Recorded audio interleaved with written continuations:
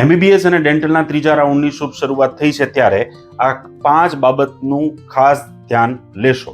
સૌથી પહેલા, કોઈ પણ વ્યક્તિ પહેલા રાઉન્ડમાં બીજા રાઉન્ડમાં પાર્ટિસિપેટ કર્યું હોય કે ના કર્યું હોય, તમે થર્ડ રાઉન્ડમાં પાર્ટિસિપેટ કરી શકો છો. નવું રજિસ્ટ્રેશન કરાવી શકો છો જો તમે અત્યાર સુધી રજિસ્ટ્રેશન ન કરાવ્યું હોય તો, અને જો કરાવેલું હોય તો એ જ ID અને પાસવર્ડથી તમે થર્ડ રાઉન્ડની ચોઇસ ફિલિંગ કરી શકો છો. નંબર 2, ત્રીજા રાઉન્ડમાં ભાગ લીધો હોય અને જો તમને કોઈ સીટ એલોટ થાય તો પહેલા રાઉન્ડમાં અથવા તો બીજા રાઉન્ડમાં તમને કોઈ સીટ એલોટ થઈ છે તો એ ઓટોમેટિકલી રદ થઈ જશે. એટલે થર્ડ રાઉન્ડમાં એ જ સીટ તમે પસંદગી કરજો, ચોઇસ ફિલિંગ કરજો જે તમારે જોઈતી હોય. થર્ડ રાઉન્ડમાં તમે પાર્ટિસિપેટ કરો અને જો તમને એક પણ સીટ એલોટેડ ના થાય, પણ જો ફર્સ્ટ અને સેકન્ડ રાઉન્ડમાં સીટ એલોટેડ થયેલી હોય તો એ તમારી જ રહેશે.